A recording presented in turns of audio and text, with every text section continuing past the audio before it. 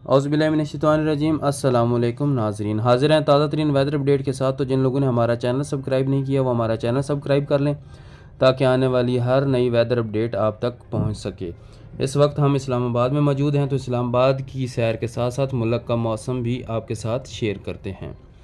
महकमा मौसमियात के मुताबिक मुल्क के शुमाली इलाका जात गिलगित बल्तिस्तान, चित्राल और स्वात में मौसम अबर आलूद रहने का इम्कान है। इसी तरह KPK और पंजाब में पेशावर, इस्लामाबाद, रावलपिंडी, मर्दान, चारसदा, स्वाबी, कोहाट, अटक, मियांवाली, सरगोदा, गुजरात, मंडी, बहावुद्दीन, चिन्योट, फैसलाबाद, झंग, मुल्तान, बहावलपुर में हल्के बादल छाए रहने का इम्कान है।